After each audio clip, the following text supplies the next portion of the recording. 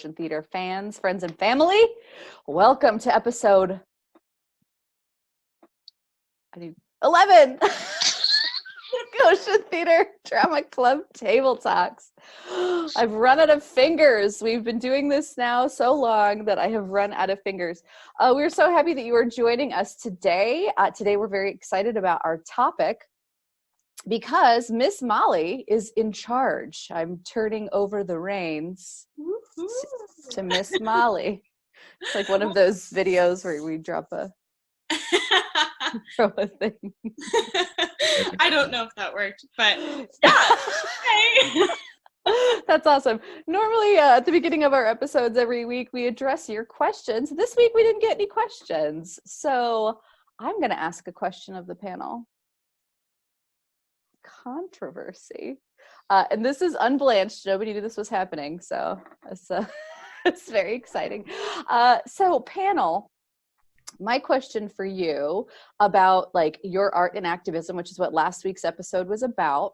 Have you ever had a piece of art that you have put together that you worked on and it was really like expressing your viewpoint, you were really excited about it, and it didn't get any traction? Like nobody really responded to it or like looked at it or watched it. Like, has that happened to you? And how did that make you feel? Did you still feel like it was worth it to make that art, even though it wasn't accepted and loved by other people? Like Van Gogh, or Van Gogh, if you're British. He painted lots of paintings and people were like, there's old Vince in his weird shack painting a bunch of stuff. Like and then that. years later, someone was like, whoa, I don't mind it. They were at a garage sale of all this stuff. They're like, it's a kind of a starry night. See its little swirls? Kind of a starry night. Yeah. Well, I very eloquent. Several years ago now, I guess 6, 7 years ago, something like that, I wrote a song about a woman whose son, he was 5 years old and he wanted to dress up as Daphne from Scooby-Doo for Halloween. And a lot of the other mothers in the kindergarten class were very uncomfortable with that. And she said, well, your kid's dressed up as a ninja. I'm not afraid that he's going to go kill people. Like, it's a costume. It's who he wanted to be. Whatever it means. But he's my kid, and that's what he wants to be for Halloween. And my co-writer and I thought this was a really great story, and we wrote a song called I Want to Be Daphne for Halloween. And it's a fun, cool song. There's videos of us performing it on the YouTube. But we did a big push. We released it right around Halloween, and we thought, like, this is great because it's this woman has given us her blessing. We contacted her and she's gonna help us with it, and we're gonna make a difference. We're gonna say something. And it got about 1,500 views on YouTube, which, I was pretty proud of, but did not change the world because I'm telling you about it now several years later. And I think ultimately, I hope that the message is a lasting one of shamelessly be yourself and don't, what is it? Don't listen to what others think, because those who matter don't mind and those who mind don't matter. Is that? Oh. Right, Ted like Geisel? That. Right, everyone? We're like, I've never heard that before. Oh, yeah. I was just making sure the grammar actually worked in my brain, and I was like, yeah, no, that made sense. No, I think I need more coffee before I start quoting Theodore Geisel.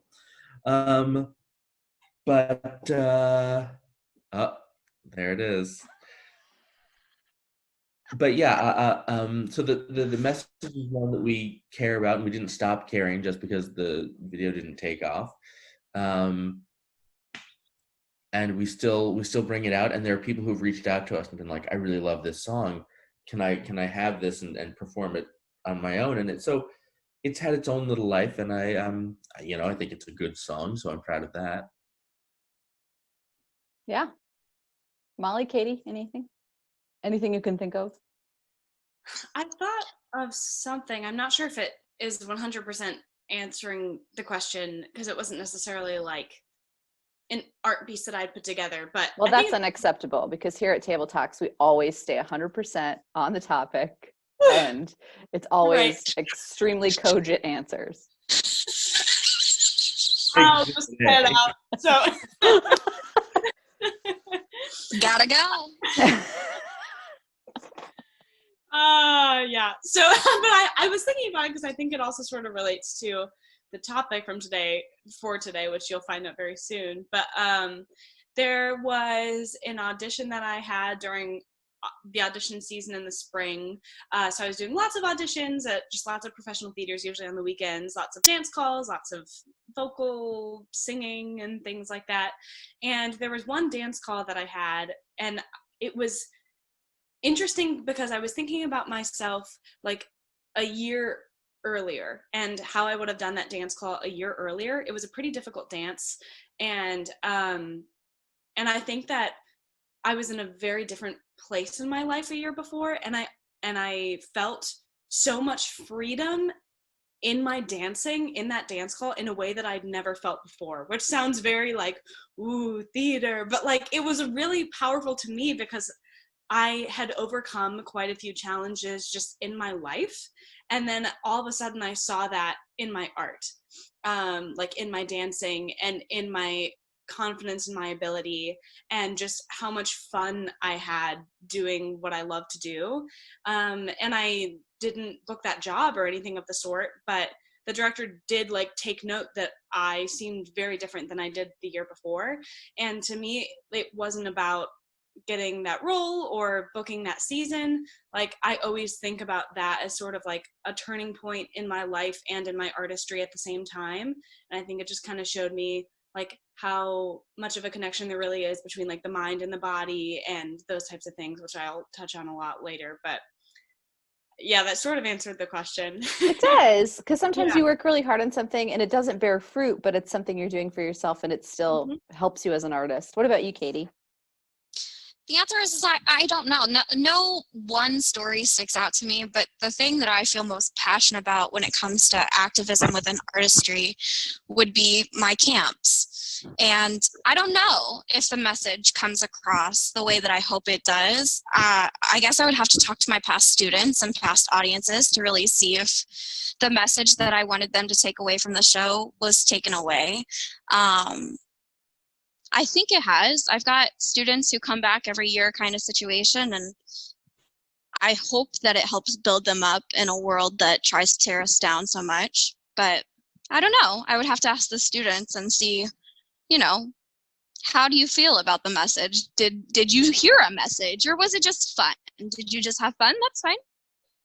But yeah, I don't know. I think that's a good thing for students in general to remember about their teachers is they don't actually hear about those things from their students, like, oh, you made a difference in my life, or I think a different way, or I feel a different way about things. Like they don't live inside your head, so they don't know those things. So it's always good. Tell your teachers you love them. Tell them how much they have affected your life in the positive. Well, that's great. I was just curious. I've had several times where I've like put myself out there and done things, and my favorite one during the hurricane, there was a hurricane in, obviously in the South, but it was how many years ago? It was a while. It might have been Katrina. I put together a blog and I called it Operation Granny Square because I realized all these people had been experiencing flooding and that they wouldn't have like homemade items, that all the stuff that was going to get donated was either used. It wasn't like homemade items that would be made by somebody that had like a sentimental connection. And those are the most meaningful objects in my life is like, if any of you have ever made me anything, trust that it's somewhere in my house. So those things are so valuable to me. I thought, gosh, I would be broken up if I lost all those things. So I called it Operation Granny Square, and I like called out to crocheters because it takes very little time to make one little granny square. It's like a little crocheted square for you kids who don't know anything. And you can put all of them together in a scrappy way and anything about crochet. Not that you don't know anything. It's that you don't know anything about crochet, because crochet is something that old ladies like Miss Amber do. But it's fun. You should do it. I started crocheting when I was little. Anyway, I'm belaboring the point about crochet. I think you're all beautiful and intelligent. I would never insinuate that you don't know anything. but maybe not about crochet. So little granny square, back on topic. It is, it's really easy to make one, and you could take them and make them into something scrappy. They don't even need to be the same size. My phone's ringing, so that's fun. You guys are super important though, so I'm gonna ignore it. So all these people gave me granny squares, and I was able to like make them into several blankets. Like that's how many we got. Specifically, I did some baby blankets and some other stuff, and I tried to find a charitable organization that would take the donation for its intended purpose, and nobody would take them. And it was one of those things where they were like, well, if you know somebody, you should mail them directly to those people. And I was like, well, like people from across the country have mailed these squares. Like it was the artistry of all of these different people put together with some stuff. And like I had a team of folks from the church that I was attending at the time, like putting granny squares together, and we made like, nobody wanted to take homemade items. So it was, yeah, exactly. It was one of those things where I was like, oh, okay, what do I do with this? And we did end up like putting them on a truck that was headed down there, that was like full of stuff for people that they could just like pick up, and that was going to get dropped off at different charities. So the folks that were taking that truck down, which I think were from another neighboring church, they were willing to take them. But for the most part, people just weren't willing to do it. And it was like, there've been several times where things like that have happened. I don't think it was not worth it to make them, or to bring the community together to make them, or have that gesture of love be something that was put out into the universe, even though it was hard to connect it to its intended purpose. But thank you guys for answering that question. That makes me happy. I mean, there's so much stuff that we do that's just like, we never know how people are going to respond to it, or what roadblocks we're going to have in our artistry. But it doesn't mean you should stop creating, or having a heart, or giving love through your artistry. I'm going to turn it over to Miss Molly. Miss Molly. That was awesome. What a good question. Yeah. So our topic today is the healthy artist. This is something that I'm personally really passionate about. I feel like I've mentioned this before, but I'm also a fitness instructor, which is kind of like the side thing that I do besides performing and teaching and dancing and all of those good things. And I'm really passionate about it. And to me, it's not just about fitness, it's about overall health. And I think that in our world today, especially on social media, there's lots of people spewing out ideas about what health is, exactly how you should do things, exactly what you should eat. You should be doing CrossFit and all of this stuff. And I just think that listening to our bodies and like knowing what we need as people is really important. And there's lots of aspects to health, including your mental health, just keeping everything balanced in your life, things like that. And if you're a performer or an aspiring performer, a vocalist, anything of the sort, your body, your voice is your instrument. It's part of you, so you have a responsibility and a discipline to take care of it as much as possible, because if you hurt your body in a way that is going to affect your performing for the rest of your life, that's just affected your job. If you hurt your voice in a way that you could have prevented, that's your instrument. You can't take it to the store and get it fixed like you could go get a clarinet fixed. So I think that these are really important topics that sometimes aren't talked about enough. So I'm just going to go ahead and start off the healthy artist conversation with a few topics that I'm very passionate about. Those topics are sleep, intuitive eating, and intuitive fitness. Sleep is always the first thing I talk about when it comes to health. And it's because I read a book that I recommend called Why We Sleep by Dr. Matthew Walker. Highly recommended. It's a little dense, so if you're younger, maybe this is something you want to read when you get a little bit older and are reading more books and things like that. But it changed my life, and it just showed me how much sleep is the foundation of health, and how there's really an epidemic of sleep deprivation in our country. So very big words, but basically when we get enough sleep, when we really aim to get 8 hours of sleep, both in quantity and our quality of sleep, that's going to make us more productive, that's going to help our stress levels, that's going to help our mental health, that's going to help our digestive system, that's going to help the way our brain processes emotions. It's basically going to help everything else. So if you are feeling like you're kind of taking a step into the journey of health, the first thing I would tell you to do is to really look at your sleep. I'm going to try not to talk about it too much because I really could talk about sleep for an entire episode. If you want that to happen, let us know in the comments and it'll just be me because that's just a lot. But anyway, sleep is number one. From there, there's a lot of talk about like what's the best diet to have and this and this and this. I really like to think about my eating in terms of intuitive eating. So sort of what that means is that our body usually gives us cues to tell us when we're hungry, when we're full, what types of foods we're craving, what our body needs, things like that. And especially as performers, I know when I'm dancing a lot, I always feel like I need to be eating more because I'm burning a lot of energy.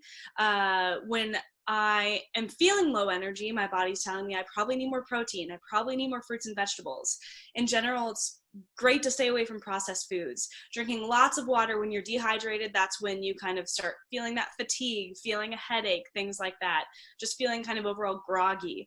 My overall goal would be to tell you to listen to your body. It usually knows what it needs. Our bodies are very, very smart.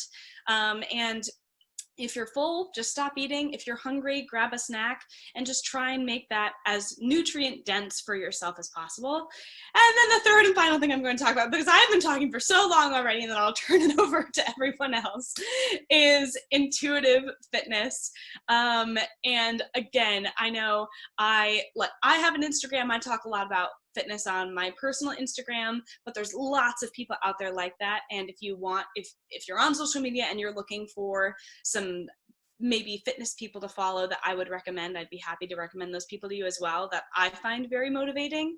But I think about fitness in the same way that I think about eating, where it's very intuitive to me. And I'm training to become a personal trainer right now. And different clients have different needs when it comes to fitness, different lifestyles, different jobs, different schedules, and different things that they enjoy. I really think that moving your body should be something that you enjoy doing. It has so many mental health benefits. It's an overall self-care practice more than just I need to look a certain way. That's not exactly the goal. We want good. And so for me, I found that I loved kickboxing. So that's something I do a lot. I was a swimmer for a long time. I really love the competitive nature of swimming. I really love group fitness classes because it connects me with a community. So start thinking about what you love and then try and find things that fit that. I have a lot of friends who really enjoy being outdoors. So for them, fitness is hiking with their friends. And it doesn't have to be every day. I would make a goal to maybe even this week, find one time to do something active that you enjoy. Maybe you really like going for a run. Maybe you like being with people. I teach online group fitness classes. I have a Monday morning class at 9:15. It's very Pilates based. It's called Bend and Balance. It's only $5 over Zoom. Grab a friend, take my class, something like that. Just really sort of finding, like, listen to your body. Like, what does your body enjoy? I think that kind of taking all of those concepts and putting them together are really important for artists because, like I said, our bodies are our instrument. And when our physical health and our mental health is as strong as possible, we are able to perform as strong as possible and use our art and use the power of our mind to delve into these characters and to get done the work we need to get done and feel happy and fulfilled. So I'm going to stop talking and I'm going to turn it over to the panel to add anything on that topic, and then we'll shift over to Paul to talk about vocal health as well. Oh, sorry. One other book is called Train Happy by Tally Rye. She's also on Instagram. I actually met her when I was in London. She's a London-based personal trainer. But she writes, this entire book is about intuitive eating and intuitive fitness. I found it very inspiring. If that's something that speaks to you, it's a really good read. If you enjoy other parts of fitness and food, then there's lots of books on lots of different topics as well. But the end, I'm done. So Molly, as far as activity goes, do you feel like activity needs to be, I'm going to do a specific activity at a specific time, like, oh, I need to go hiking. Hiking is exercise. Like, is activity limited to the things that we traditionally think of as exercise, or are there other things that people do that are still active that, like, maybe they enjoy more? Because not everybody is into, oh, I'm going to put on compression shorts and jog Right. through the park or whatever. Like, not everybody's into that stuff. Like, what's some other ways to be active aside from traditional exercise stuff? Yeah, that's such a good question. Going on walks with a friend is something that I really enjoy. If there's like a part of your town or like a part of nature that you want to explore, just like going on a walk in that area, you're getting to explore that place and you're still getting some movement in, just moving your body. I guess Gardening. Oh, that's a great one. My mom loves gardening. Yeah, gardening is it's a lot of work. There's lots of things like that. I Even like planted moving beets. stuff. Yeah. I planted beets. I was sore for 3 days. I Mhm. planted forget-me-nots. Ooh. Ooh. That was when I was a kid. I used to help in the garden. That was my plan. So fun. Yeah, I'm trying to think of other things. Do you guys have other ideas of active activities? I mean, when I Go play with a child. Go play Minecraft Yeah. Yeah. with a child. They'll keep you moving. Mm-hmm. Yeah, I love that. when I play piano, I sometimes get excited. I don't know if that counts. I'm often exhausted after the voice lessons that I do. Yesterday, I was coming off that voice lesson, and it was also I just pick hard songs, which is You my do. that's my. You do indeed. I'm like, oh, what a beautiful morning. And you're like, and one day he'll say to me, Alphaba, a girl who is so superior. Like, you're picking. These things a little, that are fun to play.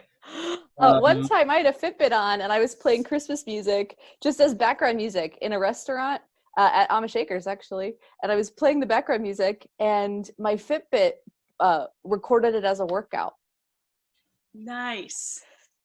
Wow, I work out more often than I thought. Yeah, there's a chart somewhere that tells you how many calories you burn for daily activities. One is like how many calories you burn per hour of sleep, how many calories you burn per hour of gardening, making music, singing, all this different stuff. And doing theater, actually, acting and rehearsing burns up to 1,000 calories an hour. And that's not dancing in theater. Dancing in theater, like, yeah, it's crazy. But what is it? Taibo, kickboxing burns 1,000 calories an hour. And so does being a performer if you're ever like for every minute you're on stage. Wow. Yeah. So I'll see if I can find that chart. I'll see if I can link it. Woo, that sounds fun. But yes, the best way to stay active is to do plays. Mm-hmm. Official recommendation. I do enjoy a good dance class. A good tap class will really get my heart pounding. Yeah. I used to do salsa class when I was in Chicago, or tango classes when I was in Chicago. I always felt really clumsy at the end of it. But those are fun. I don't know the Goshen area as well, but there are a few great places here in New York that some it's like one night a week, but some it's like every night have live bands and swing dancing. Oh, yes. A blast. That's so fun. There's salsa a few places around here. There's one place that does a Latin night. Lang Lab does Latin night out in South Bend. And apparently it's always packed. But yeah. So if you're looking to get into sponsorship, where was it? Lang Lab. Lang Lab. I mean, they're a nonprofit like we are, so we should probably plug them for free. Lang Lab's actually where I performed Songs for a New World with Art 4. I saw it. It was so good. Oh, So Molly good. saw it. Mm-hmm. So And Art what 4 was your favorite? What was your favorite part, Molly? Well, everything that you were in, which actually is true. No, but it was the ensemble nature of the show was very well done. I'm pretty great. That's the summary. So, so intuitive like activity is not something I had ever really thought of.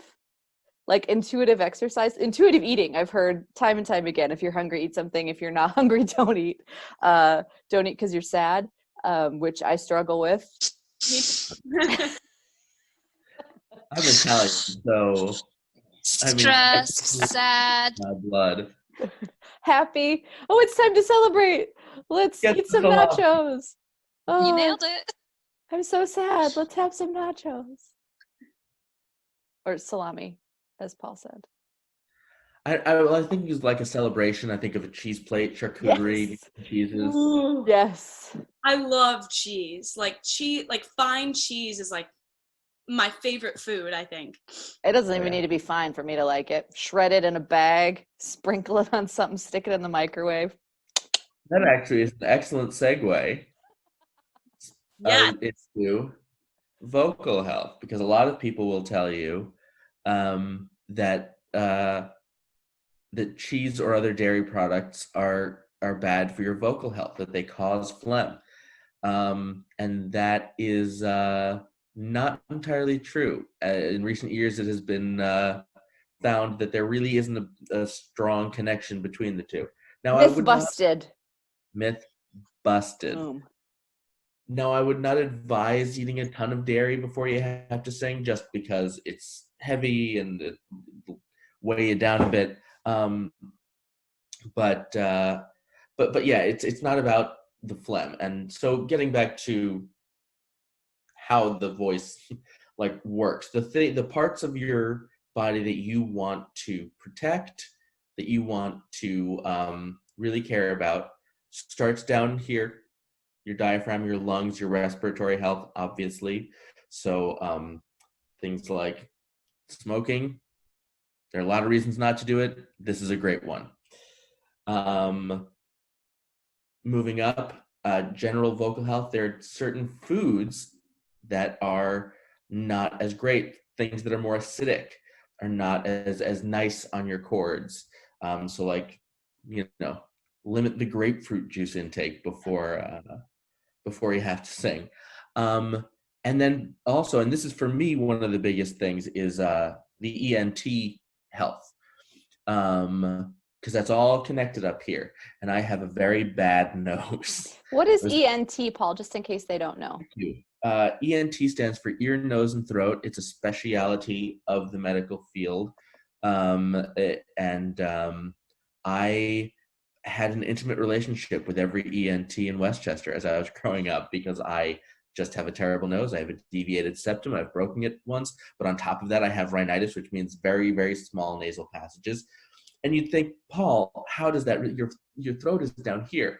But it is, it affects my breathing. If I can only take in so much air through my nose. And B, there are chambers, sinuses in your head where sound resonates. Whenever I teach, I talk about the head voice, and I say we all have a little empty space in our head, some more than others. Thank you. I'm here till Thursday. So good nasal health will keep those sinuses clear. You don't want like a sinus infection. If you've ever had one of those, they are terrible. But also, the sound is not going to reverberate cleanly through those spaces. And of course, that's all connected with the ear. You're not going to be able to hear yourself as well. If you've ever felt that, like I'm congested in the nose, but I'm just sort of in a cloud, my hearing is not very clear.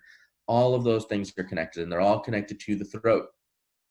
So those are the three big parts. You want respiratory health, practice diaphragmatic breathing, make it a habit so that it's not, now I'm singing, now I'm utilizing my diaphragm. Be able to recognize I'm taking a lot of breaths like this, and that's not as healthy. You'll get a healthier breath in general if you just, and I know you can't see all the way down to my diaphragm, but try laying in bed, put your hand on your stomach, and feel the way you breathe. That's the easiest way to find that diaphragmatic breathing. And if you feel that, if you start your day with that, and you'll carry that with you throughout the day, and eventually it will become just how you breathe. The vocal health, dairy foods, while they're not going to cause phlegm specifically, not the greatest thing. Citrus things, acidic things, coffee, not great in large quantities. And dehydrating things as well. Things like teas, iced tea will, you put that down. You put that down, Miss Amber.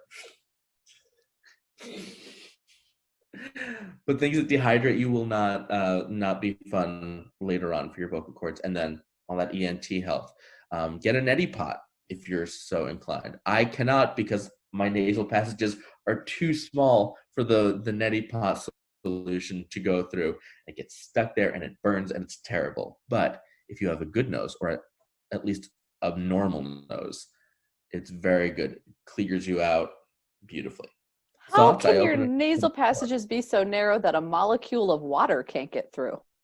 It's not so much that a single molecule couldn't get through, but it is so bottlenecked in Ugh. there, it backs up, never makes it out the other side. Wow. For those of you who have never done an neti pot, that's what it is. You're literally, it's a special shaped pot that pours water into your nose and then it comes out the other side and it just flushes everything out. And for me, it's incredibly painful. For most people, it's like a weird feeling that then you feel so clear. But for me, it's just pain and saline solution up in my eyes. So thoughts? I love Have the what I neti missed? pot. I swear I had the neti pot. Oh, that's funny.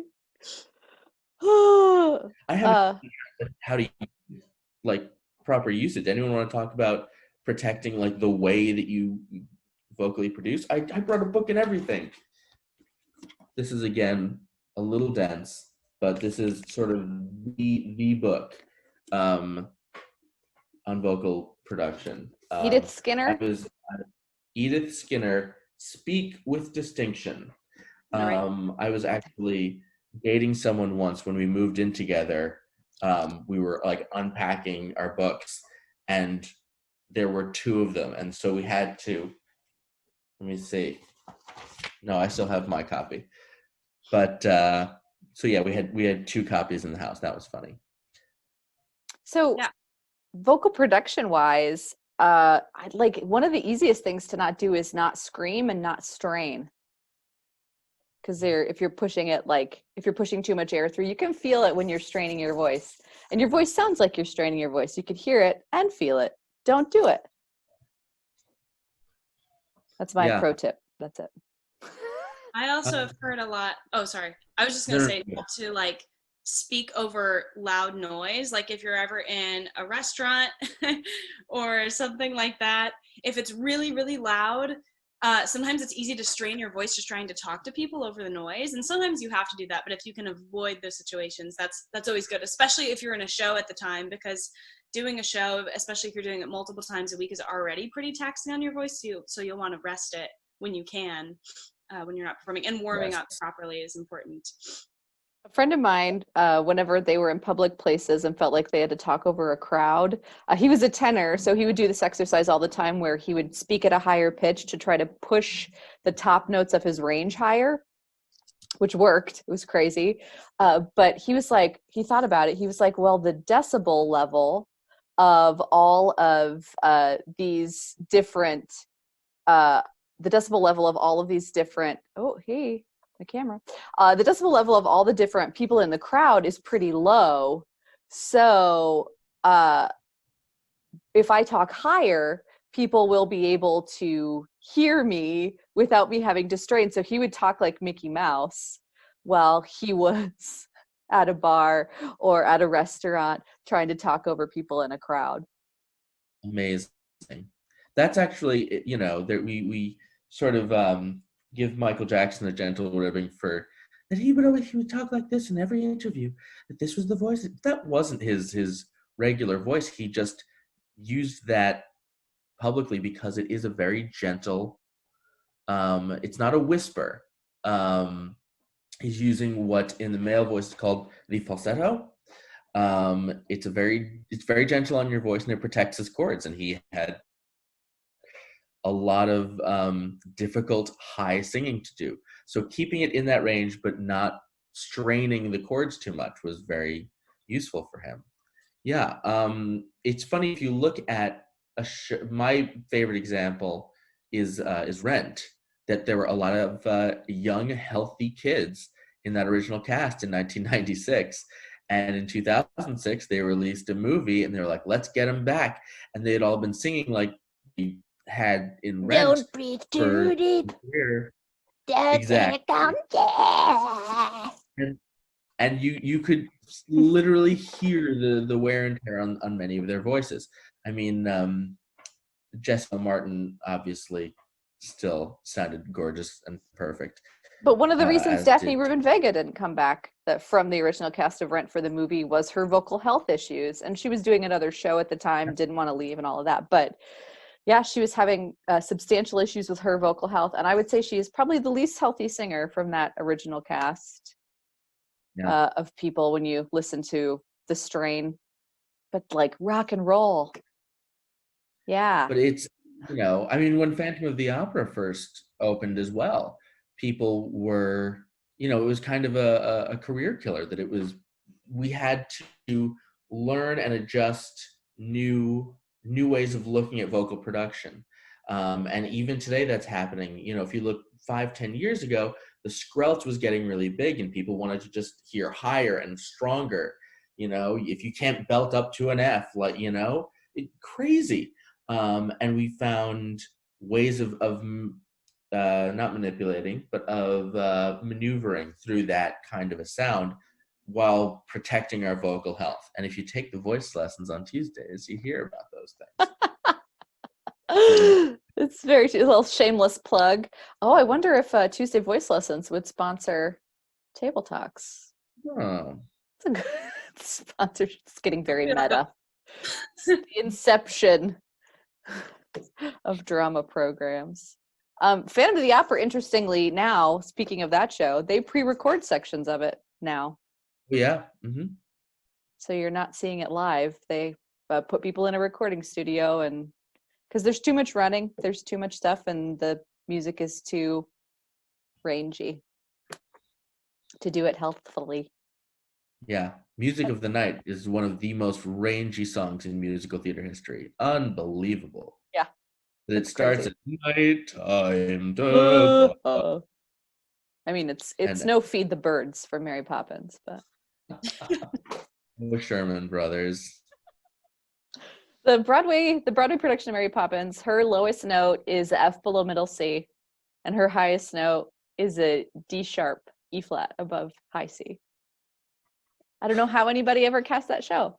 I don't know how anybody ever did it. That wasn't me. Because You've got to find someone who's practically perfect in every way. Ding ding!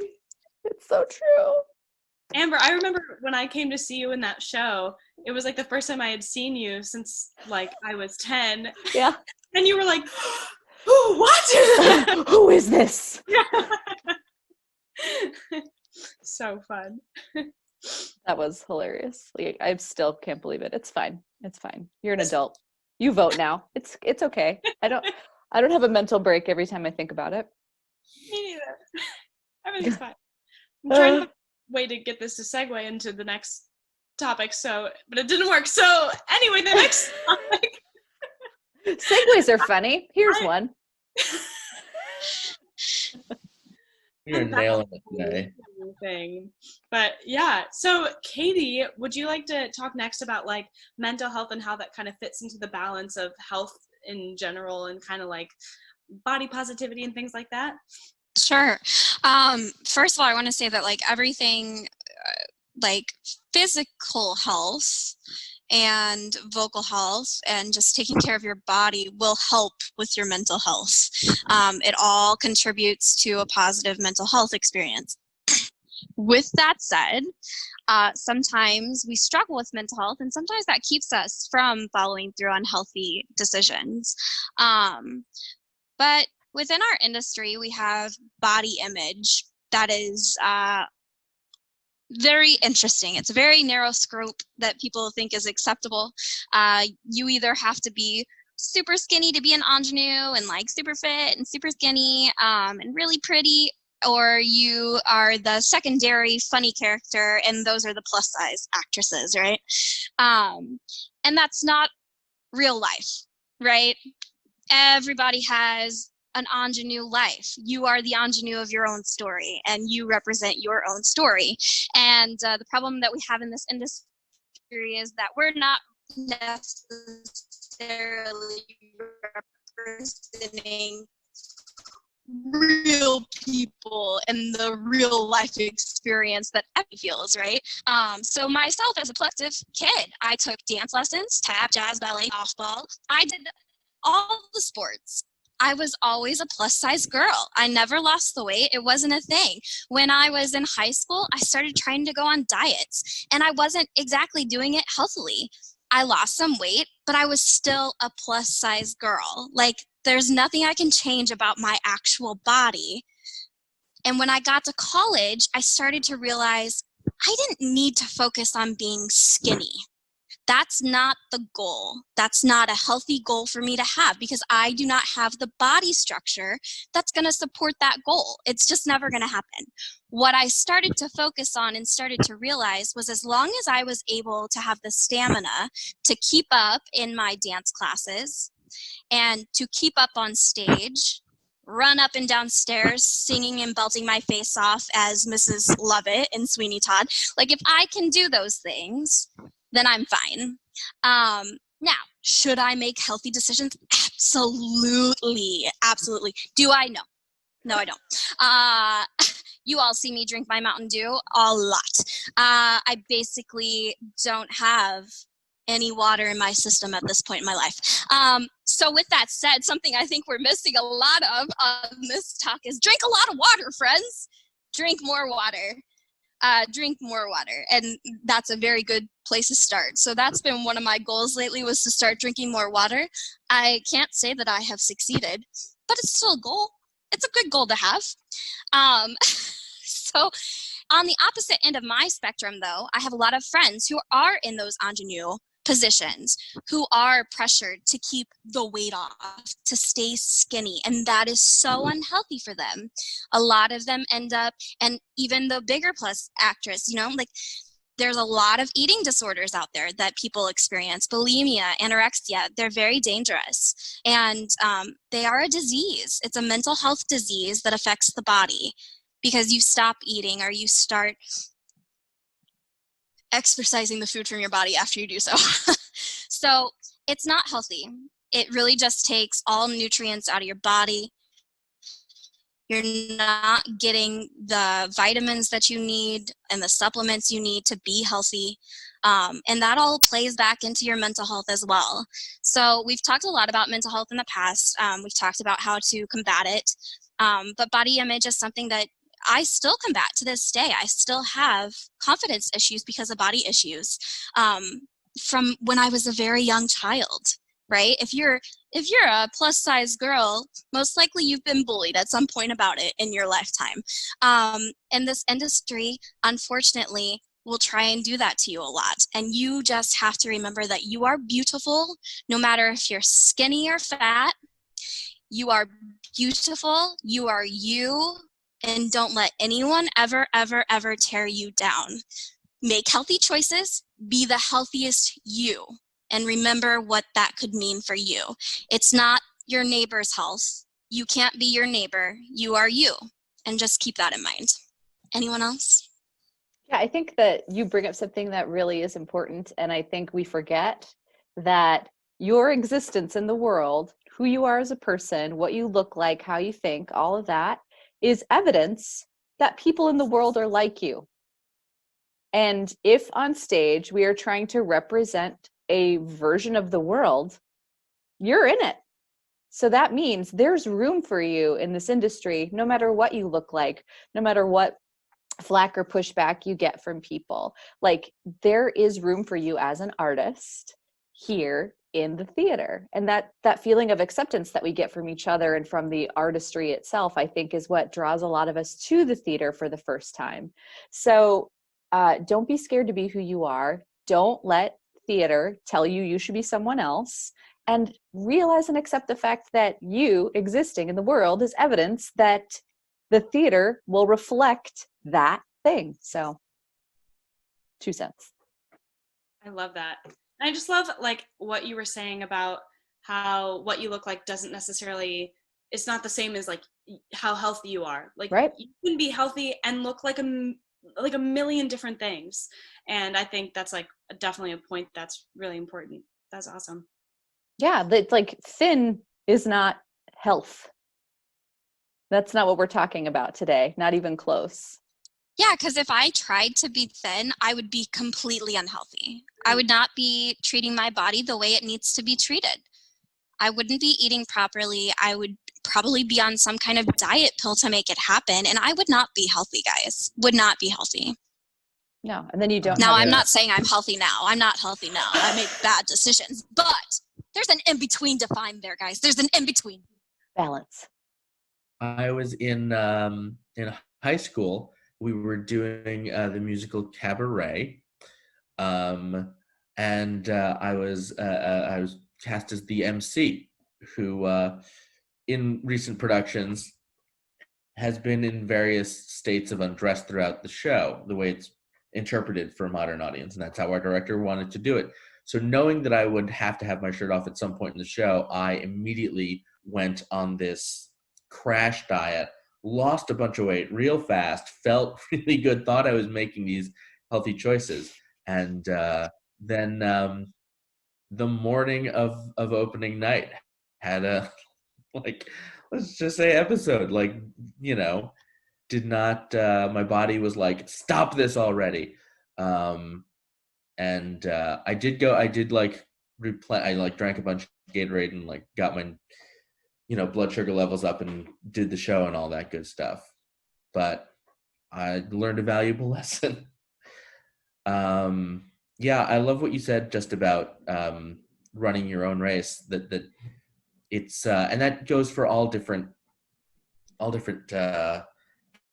aspects of your mental health. And certainly, this is an industry in which people tend to put a competitive lens on themselves. Oh well, this person, you know, I was mortified throughout my 20s that I had not found a serious level of success because Stephen Sondheim wrote West Side Story when he was 27 years old. And I thought, my God, I'm 25. What have I done? If Oscar Hammerstein had been your father figure in your life, it would be a different story. That is not comparable, Paul in his 20s. Exactly. And for some reason, as soon as I turned 27, that weight was lifted. Like, well, now I know that it's not going to happen. Now I know that I am on my own path. But it was difficult to it's hard not to compare yourself with people, especially your contemporaries, people who I know and who I think are incredibly talented, but I see them getting success and I think, I feel like their peer. Why am I, you know, because you're not running their race. They're running their race. And you don't, social media, you're looking at everybody's highlights reel and you get to see all your behind the scenes footage, you know? So. Yeah, you're seeing the Avengers trailer as everybody else's Facebook feed. And you're not seeing like someone with dots on their face at the CG factory, which is the life you're living. Exactly. I love that. Yeah. Jennifer Lawrence, if you know, the Hunger Games, the actress that plays Katniss, she speaks out on body image a lot because she has faced a lot of issues within the industry where people have literally, casting directors and producers have made her come in and stand naked with other women who are skinnier than her to shame her into losing more weight. And she stood strong and she said, I don't want to do that. And before she got cast as Katniss, they were trying to make her lose more weight. And I mean, we all know what Jennifer Lawrence looks like. She's not fat. There's no fat on that woman's body. She's beautiful. And what's great is she told the producer, she told the director, I'm not losing weight for this role. What I'm going to do is I'm going to be strong. I'm going to make my body strong because I want the little girls in this country to see someone who is strong and capable in their own body. And she's put her foot down in the industry and said, you're not going to shame me into this. And I think she's a great role model to have. You've got Lizzo out there right now, and she's a beautiful, beautiful plus-size singer, rapper, artist. And she's just amazing. And she just puts herself out there unapologetically. She gets so much flack from it. And anytime you speak out for her, you get shut down. Well, she's not healthy. You don't know that. You don't know her life. She's up on that stage every night and she does full on concerts. She whips it out. She doesn't falter. She's wonderful. She's obviously fit enough to be doing her job. Exactly. And so you don't get to judge what is healthy for her. You get to judge whether or not you want to watch her artistry. That's your judgment. Like, do you want to watch it? Good, then don't watch it. Whatever you want to do. But like, don't shame her. She's beautiful and she's very talented. Exactly. But yeah, talent will out. I think that's sort of the theme here. And like being unapologetically yourself and having that core confidence and knowing yourself at essence, knowing who you are and being confident in that person is going to outshine whatever other stuff, because people are attracted to that when you are like a confident person who is feeling good about who they are and accepting of who they are, which is hard. It's hard to do. We're all still working on it, right, guys? Yeah. But yeah, Yes. I think that's what it's all about. I know there's no segue. I know. I was like, as you were talking, I was like, segue. So yeah, Amber's going to take away our last bit of this discussion. And I feel like with a lot of performers or artists, we tend to have a very busy schedule. Not that other people don't, but it's just this inherently busy rehearsing in the evening when you're working during the day. And sometimes free time is just hard to come by. So I was going to have Amber give some advice on self-care tips, ways to just like kind of keep the stress out of the way and how to maintain that busy schedule while still being healthy and all of that good stuff. Yeah, I think for me, the thing that helps with stress is mental clarity. So you can do a lot of different stuff at the same time. Like we're working on kids camp stuff. We're working on still doing like having our online presence here with table talks. I work at the Goshen Theater, which is under renovation. So we've got a lot of different things that happen with the construction crew. We're getting to a point where things are kind of getting close to being done. So there's all those little last minute details and it's all kind of converging into like one point of time. The thing that helps me is I keep my calendar, one, so that I know that if something is going to happen that I have the calendar, but I allow myself to try to fully focus on whatever activity I'm doing at any given moment. So instead of, because the thing that happens to me, and maybe this happens to you guys too, is that I will spiral with my stress if I get too overwhelmed with additional topics while I'm working on one thing. So I need a certain amount of peace. So what used to happen when I would spiral, I kind of secretly liked being busy and stressed out. I felt valuable when I was busy and stressed out, because if I'm busy and stressed, that means that people want me to be doing things. That means that the stuff that I'm doing is needed by people. So allowing myself to not have that unhealthy relationship with stress, I think, was the first step, to not glorify or hold up the idea that, oh, I'm so stressed out, so I get a free pass on all this stuff. I don't have to pay my water bill because I have so much going on. No. And it's silly to hold that up. But I think in American culture, we sort of glorify busyness, and we don't glorify peace or stillness. And I think peace and stillness, along with activity, a healthy balance of those two things is probably where it's at. So just trying to focus on whatever task is at hand at the moment. I have a productivity tip for any of you, because as you guys know, I'm an artist and an arts administrator, and I also have dogs and own a home. Like I try to have a personal life too. For me, what I do when I get up in the morning is I'm a list maker, but I set 5 things that have to get done on that day. And toward the 5th one, I do give myself a little bit of forgiveness. These aren't things that like I get punished if I don't do them, but I give myself those 5 things to do. When I write them down, it seems easier. I'm such a list maker that when I was costume designing at the Round Barn Theater one year, I made a list of literally everything I had to do for the season. Like, I wrote down from top to bottom till January 1st, every single thing that I needed to do. Like measurements, fittings, designing, pulling costumes, strike, laundry. So I literally wrote everything down for a full year of time. And you would think that that list would be overwhelming, but I hung it on my bedroom wall. And every time I completed one task on that list, I crossed it off. And as the year went by, the list got shorter and shorter and felt more and more manageable. And then we get to a place where it says, like, make a dragon. Make a dragon is a big task.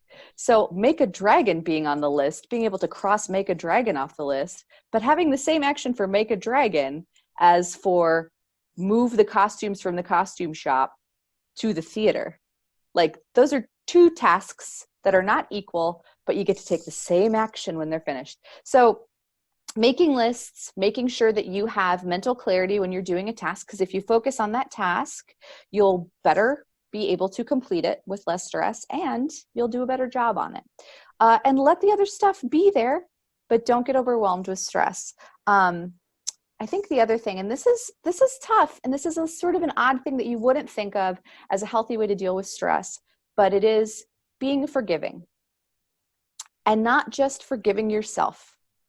Like, forgive yourself when you don't complete everything you want to, or when you're not quite meeting your deadlines. Be well organized to make sure that you're still being productive. Forgive yourself, that's important. But you're going to encounter other people while you are working, and while you are making art, and while you're doing plays.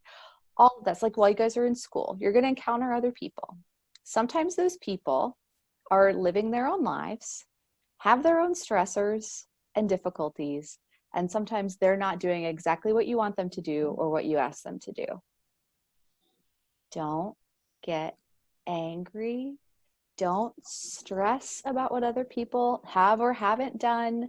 Forgive them for their journey. Don't worry about it. Trust that things are going to get done and that things are going to be fine.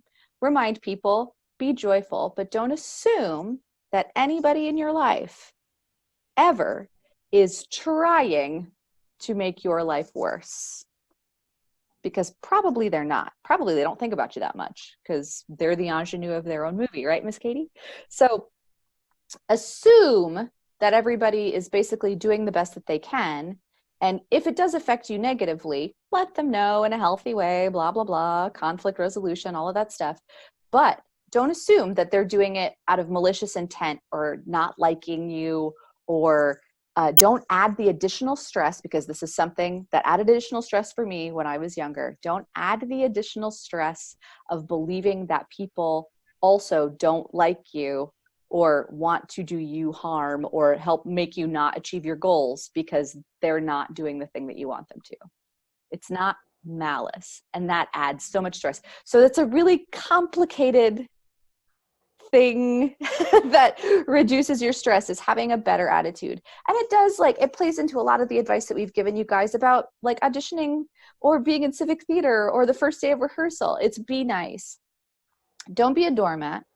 Still know what you need to get done, but don't see it through the lens of bitterness or this person is doing this and it's screwing me up. It's making me this. Don't make yourself the center of the narrative.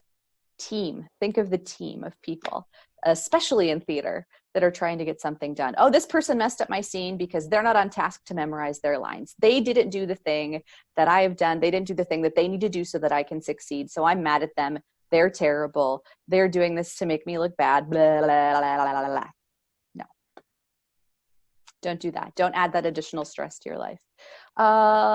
So, just a few simple steps. Live a successful life. I've solved your problem. Done. That Amber, wraps up this week's episode of Katie. I was going to say that your comment on the culture of America about being busy is so Spot on, guys, because of that culture and the pressure we put on ourselves and put on other people to stay busy. Otherwise, you look like you're lazy and you don't care, right? The problem is then you feel guilty when you have to say no to something, and because you feel an obligation not only to stay busy, but you feel obligated because you think someone else is going to judge you because you have to say no. But the moment you know that you're taking on too much, it's so important to know your own limits. Like, be willing and capable of saying no, and don't beat yourself up about it. You just know what you can handle.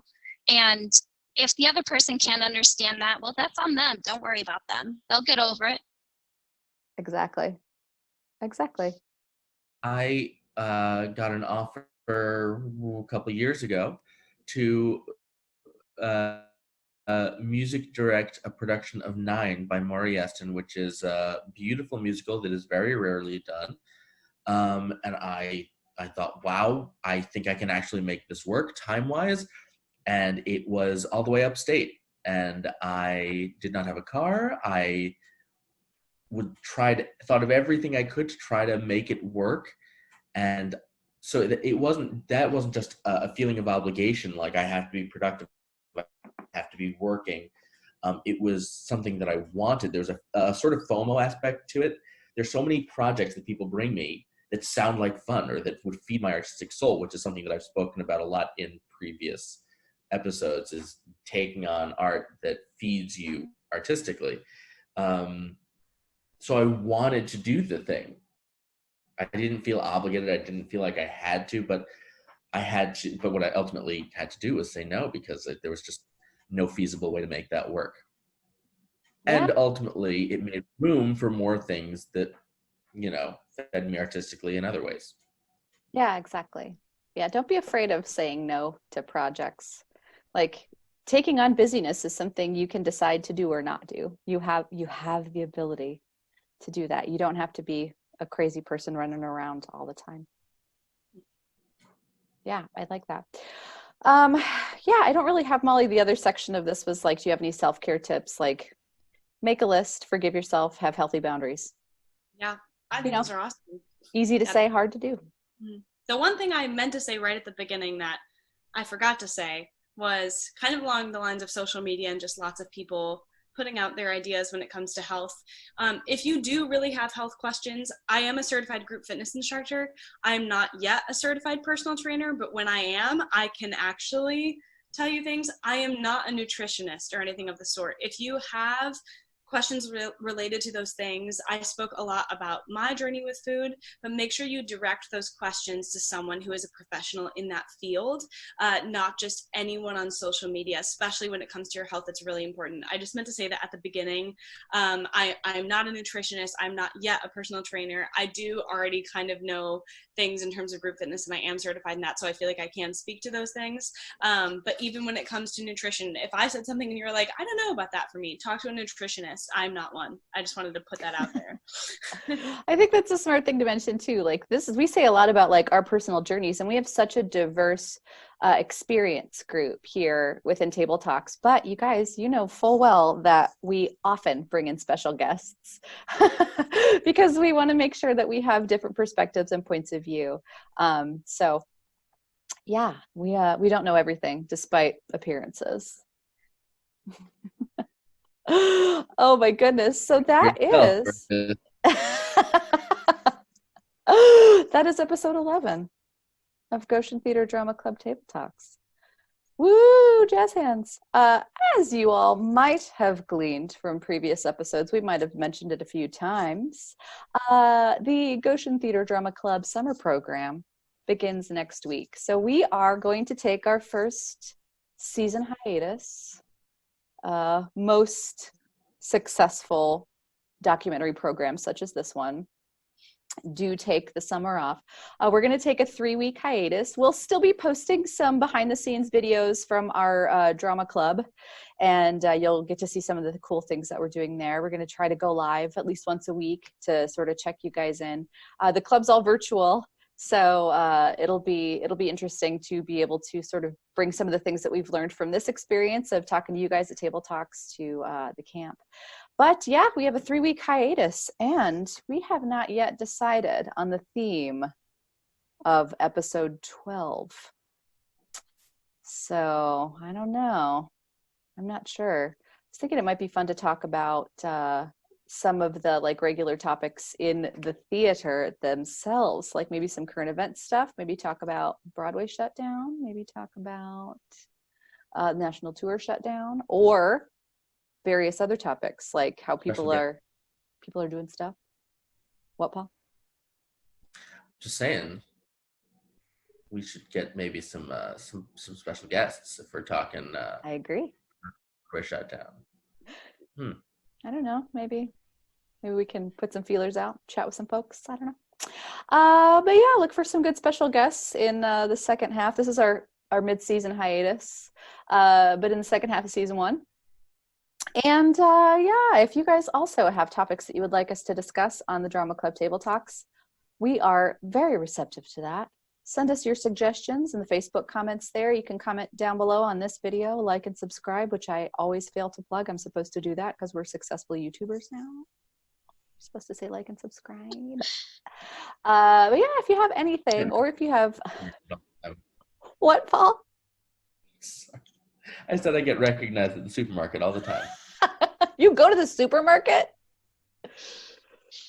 The mask, with your mask. Oh, thanks. Makes me happy. So yeah, and well, despite the fact that we're doing a 3-week hiatus, speaking of, Paul, I know that you're not a regular panelist here on the Drama Club Table Talks. You're a guest panelist, but for episode 12, I think after the hiatus, you maybe want to join us. I know we don't have a topic yet, but you seem to be relatively knowledgeable in the theater. This is generous. 3 weeks from today. Yeah. Yeah, I'll move my squash match, but that's I'll be there. Wow. You seem to schedule quite a few things for this specific time slot. It's weird. Thursday morning is when I'm really at my best. During quarantine? Quarantine? Yeah. I think the week after that is barbecue. I mean, correct me if I'm wrong, Paul, but you play squash in your apartment, right? Oh, yes. Over 6 Zoom? feet apart. Like, you can't get really that close to your partner anyway. Zoom squash. Like Wii Sports. Oh, and with that. Here I have an entire squash court. And on that note, thanks for tuning in for episode 11 of Goshen Theater Drama Club Table Talks. We will see you after our 3-week break for our Goshen Theater Drama Club summer program. And send us those suggestions and comments and any questions you had about today's episode or previous episodes. Thank you guys for tuning in, and we'll see you in 3 weeks. Bye. Bye, guys!